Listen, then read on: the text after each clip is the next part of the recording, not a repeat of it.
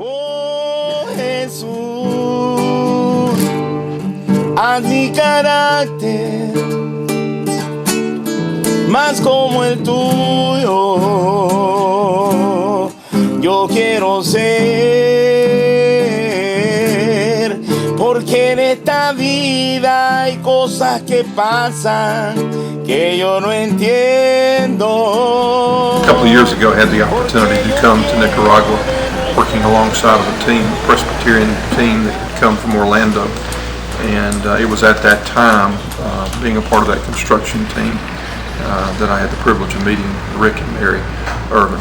I think number one, first of all, seeing what they were doing and the influence that they were having within the culture itself. They were not just about carrying out a program or a procedure, but what they were doing is through the gifts and talents that God had given them, they were truly making an impact in the culture itself. It was a slow process, but what we knew based on what I saw at that time, that God was truly using them to have an impact here in the country of Nicaragua. Really, is just one of those people just loves to teach. It seems like our whole walk into mission life has been, we were both in agreement and without trying to convince one another. So we go back to the States.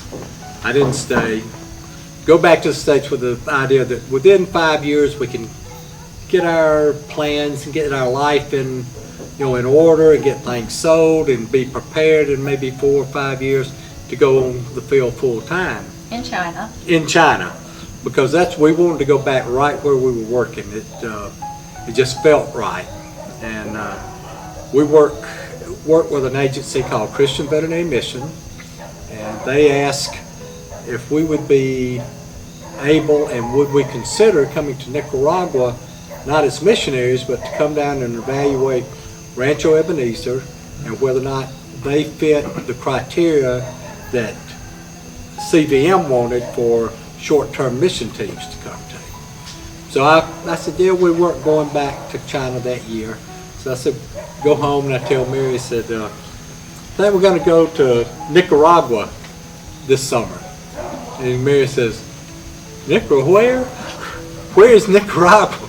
So we sat down, looked on the map, and found Nicaragua. And we came. I knew that this was where we were going to be after we were in the country for 30 minutes.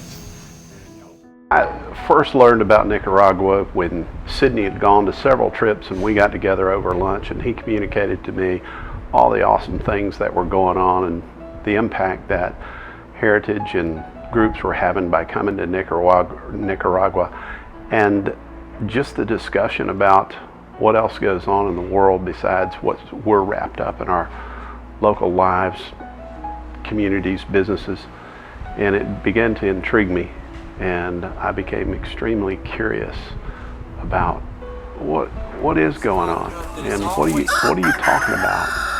And so that really got me thinking, and so I prayed about it, and it kept working on me that I needed to come and go on a trip with him and really get to see it for myself.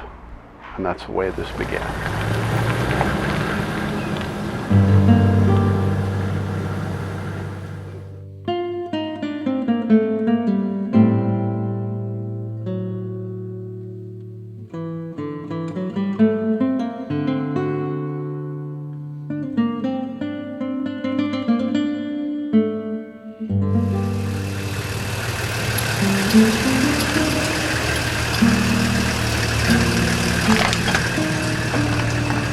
Y empecé a consumir drogas, pega, marihuana, alcohol.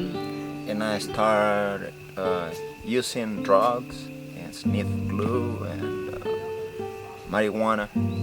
Empecé a tener relaciones sexuales como a una edad de unos 12 años. And when I was 12 years old, I started having sexual intercourses. Fui abusada por un padrastro mío cuando tenía la edad como de unos 8 años y quizás por eso agarré las calles. And I was raped by my stepfather at age 8. y la drogadicción pues me despojó de mi familia. And drug addiction took my family away. Perdí a mi esposa, Lost my perdí a mi wife. hijo. Lost my boy. Well, I started drinking, going out and parties. I was losing control of my life. I was pretty of a mess. There's a saying that says, men have plans, but God has a purpose, and God's purpose was for me to come here.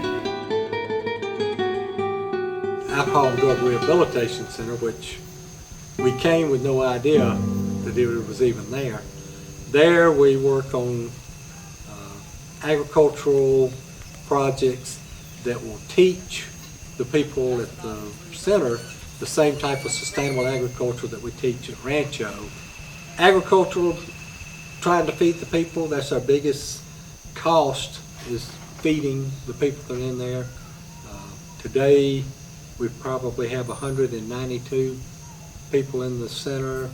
We have been up to almost 300 in the last 6 months. I think that malnutrition, just from substance abuse and from lack of spending money on good food, nutritional food, has got them in such bad physical condition that there is a big need for health care.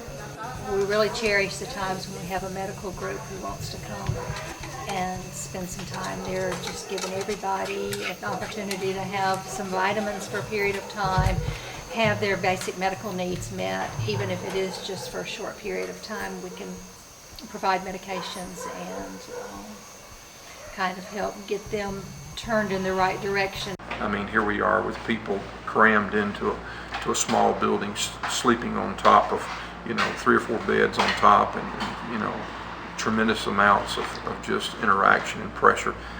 Food that's being cooked 3 times a day, that's being rationed out, the workload that they have to carry, the amount of courses that they have to take, because it's somewhat like a 12-step program.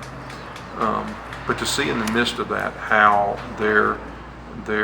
how they grow, how their sense of value and worth, and how their understanding as the leadership there talks to them about not only just about getting better, but talks to them about what a personal relationship with Jesus Christ makes and the hope that it brings, and to see the smiles on their faces and the hope that comes. I'm thankful for all the people that come here. It's incredible. You see the love, and these people need them.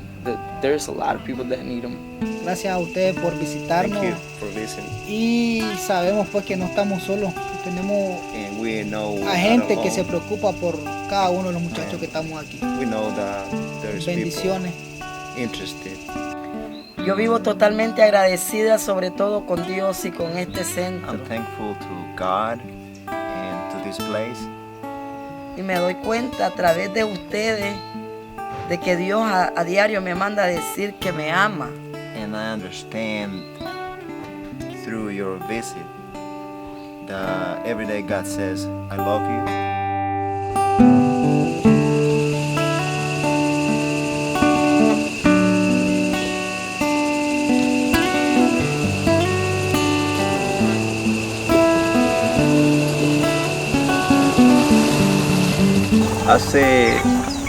Hace 8 años aproximadamente que Dios me trajo a esta comunidad, cuando no había ni carreteras aquí de donde entraban vehículos.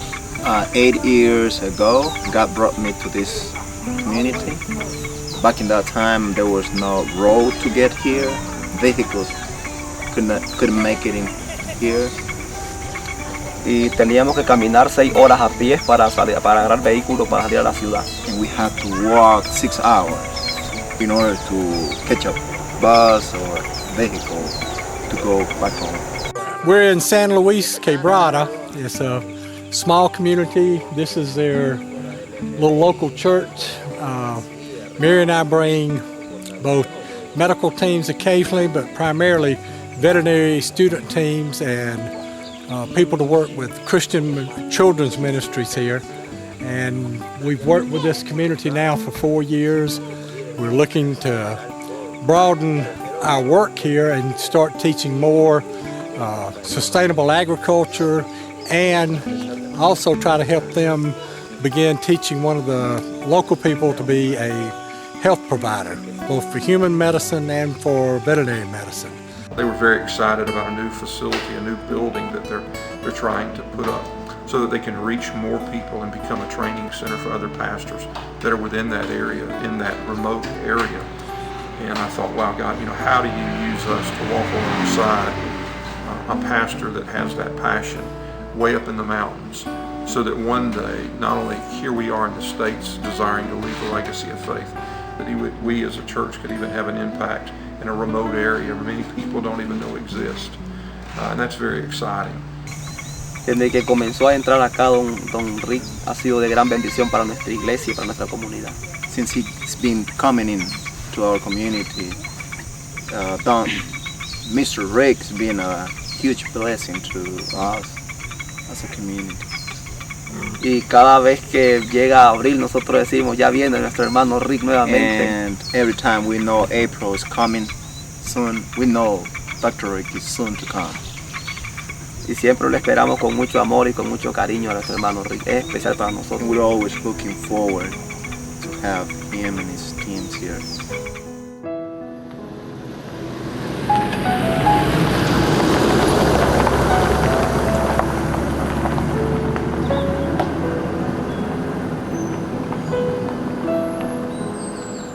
We work with Rancho Ebenezer in several different ways. One, we train and supervise lay veterinarians that are also lay nurses that live in their villages. They take care of health needs for both animals and people. They're probably the first line of defense for health on people. It's amazing the opportunities. We take the needs of people and we find out how do we meet those needs. And I think that's exactly what Jesus did.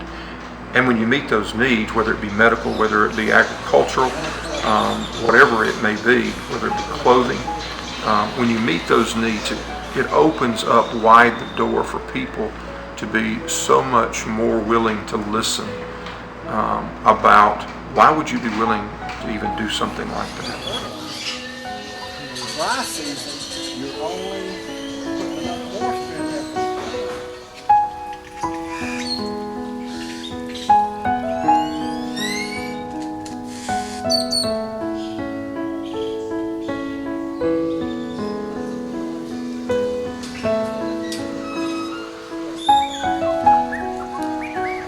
And Rick uses the gifts and talents that God has given him, Mary as well, whether it be medical or veterinary medicine, to be able to open up the doors so that people's lives can not only be changed culturally through some of the opportunities they have to working with veterinary medicine or through through medicines, but it opens up a door for them to talk about their faith in Christ.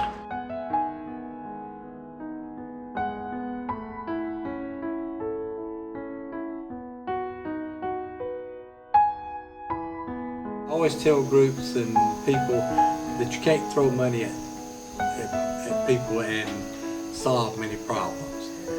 But money is always a big thing.